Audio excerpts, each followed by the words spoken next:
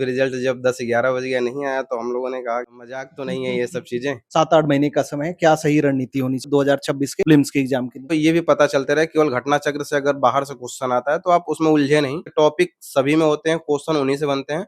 आप reference book से कुछ नए क्वेश्चन उठा सकते हैं। आप जब आई दृष्टि पढ़ते हैं तो उसमें आपको ऐसा लगेगा कि यार मैक्सिमम चीजें तो मैंने पढ़ रखी। मंथली मैगजीन फॉलो करने से आपके ऊपर बर्डन कम होता है। टेस्ट सीरीज जरूरी है, अगर आप प्रैक्टिस में रख रहे हैं, आपका टाइम मैनेजमेंट नहीं हो पा रहा है। हेलो दोस्तों, नमस्कार। मेरा नाम विवांशु, स्वागत है आप सभी का हमारे एक और नए वीडियो में। तो दोस्तों, जैसा कि आप सभी लोग जानते हैं, इस समय यूपीपीएससी 2024 का फाइनल रिजल्ट आ चुका है और उसी से रिलेटेड इंटरव्यू कर रहे हैं जो कि 2024 में सिलेक्ट हुए हैं। अभी हमारे साथ चंदन पाल सर हैं, जिनका कल रिजल्ट आया, नायब तहसीलदार की पोस्ट पर सिलेक्शन हुआ है। आज की इस वीडियो में जानेंगे क्या इनकी रणनीति, माध्यम और अटेम्प्ट वगैरह क्या रहा। बस आप लोग वीडियो में एंड तक बने रहिएगा। एंड चैनल पर पहली बार आए हैं, चैनल को सब्सक्राइब जरूर कर लीजिएगा। सर, सबसे पहले तो हमारे और हमारे व्यूवर्स की तरफ से आपको बहुत बहुत बधाई। धन्यवाद। कैसा लग रहा है? कल हमने आयोग पे आपका छोटा सा वीडियो रिकॉर्ड किया था, इंस्टाग्राम पर लगभग 2-2.5 मिलियन लोगों ने देखा है। कैसा आपको लग रहा है? आपके साथी भी जो है आपको बता रहे होंगे, कैसा आपको फील हो रहा है? रिजल्ट आने के बाद जो वो वीडियो बना, खास तौर से मेरे जो और भी बहुत सारे दोस्त और मेरे जो जाने पहचाने वाले लोग हैं, वो उस वीडियो के माध्यम से ही जाने कि मेरा सिलेक्शन हुआ है। और अच्छा लग रहा था, काफ़ी अच्छा लग रहा था, क्योंकि वो फर्स्ट अटेम्प्ट और फर्स्ट इंटरव्यू में अगर सिलेक्शन हो जाए तो एक मोरल ऊँचा हो जाता है, तो आगे की एग्ज़ामों के लिए और हेल्पफुल हो जाता है। कैसा लगता है, जैसे कि आप मेंस भी दे रहे हैं, मेंस का आपने कल फर्स्ट पेपर दिया था हिंदी का और एसए का, उसके बाद पता चला कि रिजल्ट आने वाला है, फिर आप रात में 11-12 बजे के आसपास रिजल्ट आया, आप आयोग पर थे, फिर उसके बाद आपको अगले दिन पेपर भी लिखना होता था, तो कैसा आपको रात में रिजल्ट के पहले की फीलिंग कैसी थी? फिर रिजल्ट होने के बाद कैसा महसूस हो रहा था? पेपर दे कर के आए थे तो फिर पता चला कि आज रिजल्ट आने वाला है, तो उसके बाद फिर हम लोग काफ़ी देर तक वेट करते रहे। खाना-वाना खाए पिए, उसके बाद भी रिज़ल्ट जब 10-11 बज गया नहीं आया तो हम लोगों ने कहा कि आखिर मज़ाक तो नहीं है ये सब चीज़ें। फिर उसके बाद हम लोग जो है खुद ही आयोग चले गए और वहाँ पे गए तो कुछ वहाँ पे लोग थे वो जिन्होंने बताया कि नहीं, आज जो है रिज़ल्ट आएगा, 100% आएगा। तो फिर हम लोगों ने भी वहीं पे खड़ा होकर वेट किया और रिज़ल्ट आया, तो उस टाइम हम आयोग के गेट पे ही थे और काफ़ी अच्छा लग रहा था वहाँ पे। लोगों ने काफ़ी अच्छा विश किया, फिर उसके बाद चीज़ें आगे बढ़ी वहाँ से। पीसीएस का आपका ये कौन-सा अटेम्प्ट और मीडियम क्या रहा? ये मेरा पीसीएस का दूसरा अटेम्प्ट है और मीडियम मेरा हिंदी था। पहले प्रयास में कहाँ तक पहुँचे थे? पहले प्रयास में मैं प्रीलिम्स ही नहीं पास कर पाया था।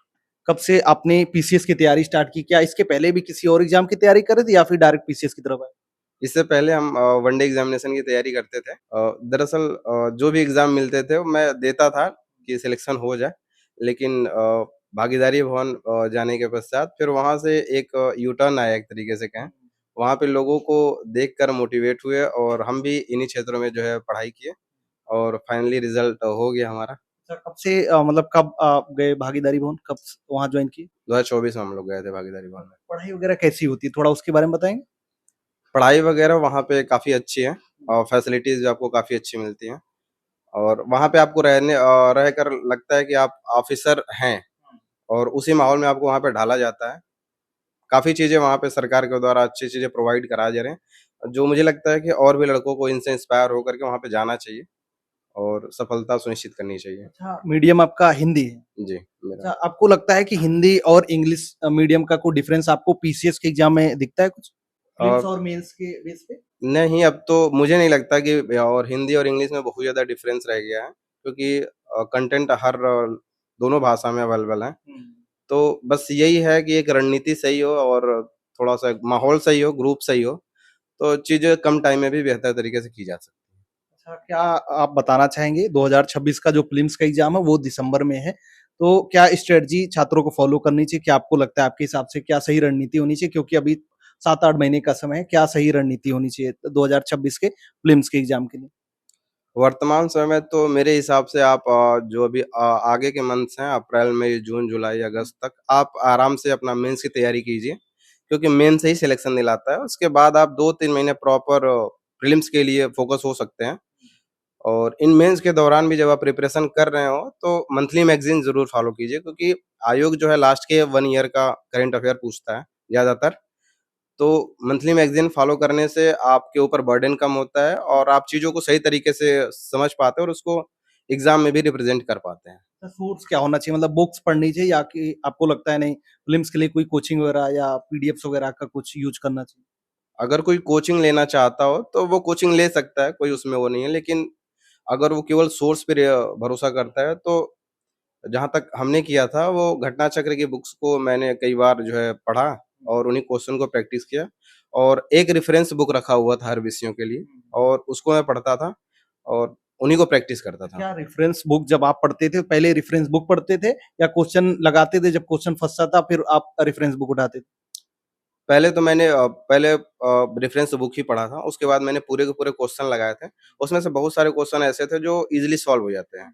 कुछ ही क्वेश्चन रहते थे, जो फँसते थे तो उनको मैं शॉर्ट नोट्स बना लेता था और फिर उनको रेफरेंस बुक से पढ़ता था, तो उनसे रिलेटेड बहुत सारी चीज़ें नहीं मिल जाती थी, तो मैं उनको भी अपने शॉर्ट नोट्स में ऐड कर लेता था। बस यही रिवीज़न का यही तरीका होता है कि आपको हर बार कुछ नया मिलेगा और हर बार आप कुछ नया ऐड करते जाएँगे और आप एग्ज़ाम में बेहतर कर पाएँगे इससे। अच्छा, उसमें अगर घटना चक्र की बुक को देखा जाए, स्टार्टिंग जब पेज स्टार्ट होता है कोई चैप्टर का, स्टार्टिंग में ब्रीफिंग रहती है, फिर उसके बाद क्वेश्चन आपका रहता है। क्वेश्चन भी इस तरीके से रहता है कि पीसीएस में जो पूछे गए वो भी रहते हैं, अदर स्टेट पीसीएस के रहते हैं, यूपीएससी के क्वेश्चन रहते हैं। क्या आपको लगता है कि स्टार्टिंग का ब्रीफिंग पढ़ना चाहिए और जो क्वेश्चन अदर स्टेट के भी दिए रहते हैं, उन पर भी ध्यान में देना चाहिए, उसको भी पढ़ना चाहिए?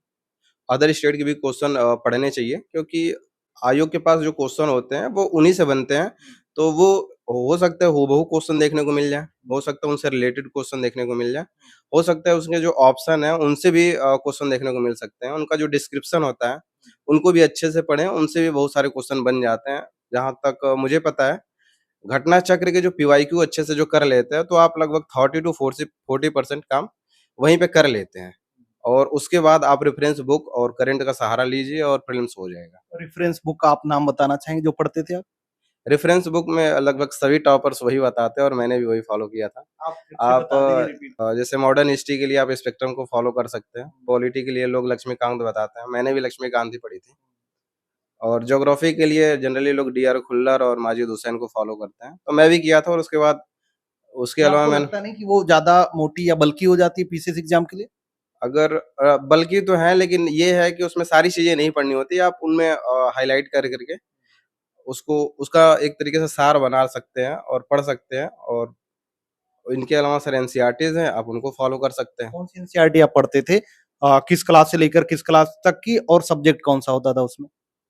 जैसे मैं बात करूँ अगर ज्योग्राफ़ी की तो उसमें ज्योग्राफ़ी के क्लास 11th का जो होता था भौतिक पर्यावरण की बुक, वो काफ़ी हेल्पफुल हो जाती है। इनके अलावा जो वर्ल्ड हिस्ट्री के जो क्वेश्चन्स होते हैं, उसमें 9th-10th के जो वर्ल्ड हिस्ट्री के हैं आप उनको पढ़ सकते हो। उसमें रशियन क्रांति, फ्रेंच रिवॉल्यूशन, ये सब औद्योगिक मेंस के क्रांति। एग्ज़ाम में आई थिंक हाँ, आता है। ये मेंस के एग्ज़ाम के लिए है।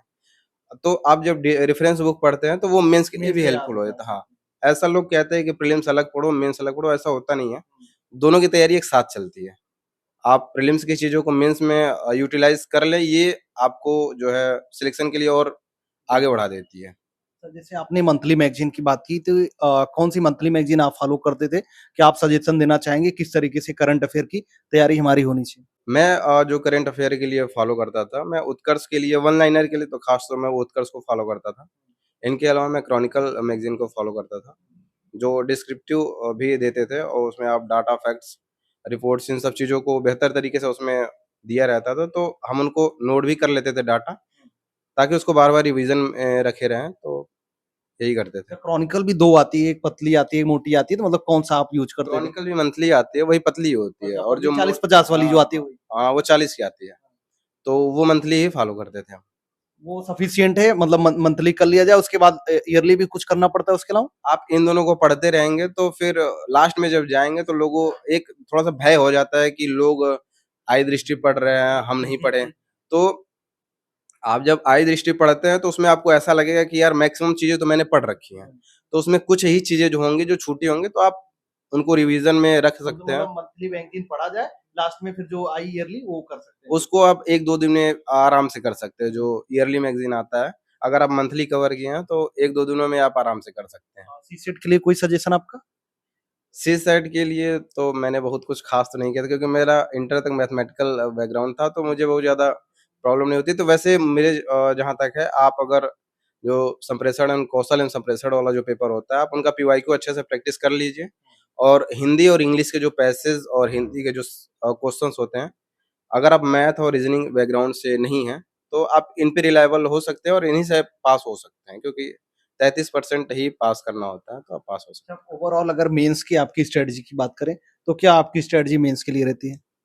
मेंस के लिए तो आप जो है अपना जो है नोट्स बनाए हों, तो आप उसको रिवीज़न करते रहिए, ताकि वो एग्ज़ामिनेशन तक जा पाए। सिलेबस वाइज़ आप टॉपिक वाइज़ ही नोट्स एकदम शॉर्ट नोट्स बनाइए, ताकि आप उसको बार-बार रिवीज़न में रख सकें। आप उनसे खुद से क्वेश्चन प्रोड्यूस करिए, कि इसमें क्या क्वेश्चन पूछ सकते हैं, फिर उसका खुद से ही आंसर सॉल्व करिए। तो ये चीज़ें हो सकती है, और लिखने के लिए कोई भी एक टेस्ट आप प्रॉपर लिखते रहिए, ताकि आपको प्रैक्टिस रहे, तो आप बेहतर कर ले जाएँगे मेंस में। अच्छा, जैसे आपने फिल्म्स का बताया, तो फिल्म्स के लिए भी नोट्स बनाना ज़रूरी है। क्या नोट्स हम घटना चक्र का ही बनाएँ या फिर और जो रेफरेंस बुक पढ़ रहे हैं, उसका इंक्लूड करके तब फिल्म्स के लिए नोट्स बनाएँ? प्रीलिम्स के लिए घटना चक्र से भी नोट्स बनाया जाता है, जो उसमें डिस्क्रिप्टिव जो दिया होता है, उनसे आप नोट्स जब बनाएँगे, तो वो काफ़ी आपको लगेगा कि ये हमेशा पढ़ लेंगे, इसको हमेशा पढ़ लेंगे। लेकिन आप जब रेफ़रेंस बुक उठाते हैं, तो उन्हीं से बहुत सारी चीज़ें आप इन्हें फिर ऐड कर दीजिए, ये सफिशिएंट होता है, क्योंकि टॉपिक सभी में होते हैं, क्वेश्चन उन्हीं से बनते हैं। आप रेफ़रेंस बुक से कुछ नए क्वेश्चन उठा सकते हैं, और घटना चक्र के जो क्वेश्चन हैं, आप उनको रिवाइज़ करते रहिए। टेस्ट सीरीज़ ज़रूरी है फिल्म्स के एग्ज़ाम के लिए? प्रीलिम्स के एग्ज़ाम के लिए टेस्ट सीरीज़ मैंने तो नहीं जॉइन किया था। ख़ैर हम लोगों ने तो टेस्ट सीरीज़ वहाँ पे हम लोगों को मिला हुआ था। टेस्ट सीरीज़ ज़रूरी है, अगर आप प्रैक्टिस में रख रहे हैं, आपका टाइम मैनेजमेंट नहीं हो पा रहा है, तो आप टेस्ट सीरीज़ जॉइन करिए। तो कितना टेस्ट लगा सकते हैं? आप प्रीलिम्स से पहले जितने भी क्वेश्चन प्रैक्टिस कर लेंगे, वो आपकी बेहतरी के लिए अच्छा होगा। लास्ट में कुछ आप सजेशन देना चाहेंगे, जो छात्र हमारे साथ जुड़े हैं, विशेष फिल्म्स की तैयारी या फिर मेंस के लिए कर रहे हैं कुछ? मैं बस यही सजेशन देना चाहूँगा कि इसमें जो है स्टैटिक के अलावा करंट का पोर्शन भी एक मजबूत जो है हिस्सा होता है इसका। तो उसके लिए वही मंथली मैगज़ीन आप फ़ॉलो करते रहिए, ताकि लास्ट में आप पे बर्डन ना हो। इनके अलावा आप कोई भी घटना चक्र जो कर रहे हो, उनसे रिलेटेड एक रेफ़रेंस बुक करिए, ताकि आपको ये भी पता चलता रहे, केवल घटना चक्र से अगर बाहर से क्वेश्चन आता है, तो आप उसमें उलझे नहीं, आप उसको भी अच्छे से टैकल कर सकें। और सीसैट के लिए आप कोई भी एक पीवाईक्यू की बुक खरीद कर के उसको प्रैक्टिस करते रहिए, क्योंकि उसी बेस पे क्वेश्चन आते हैं हमेशा। तो इतना ही करेंगे, तो प्रीलिम्स आसानी से निकल जाएगा। ठीक है सर, आपका बहुत-बहुत धन्यवाद इतना कीमती समय देने धन्यवाद। तो दोस्तों आप लोग को आज का वीडियो कैसा लगा? आप लोग एक बार कमेंट करके ज़रूर बताना। बाकी आप लोग का कोई सजेशन या सुझाव होता है तो भी आप हमारे कमेंट बॉक्स में कमेंट करके बता सकते हैं। चलिए फिर मिलते हैं अपने किसी नेक्स्ट वीडियो में, तब तक के लिए जय हिंद, वंदे मातरम।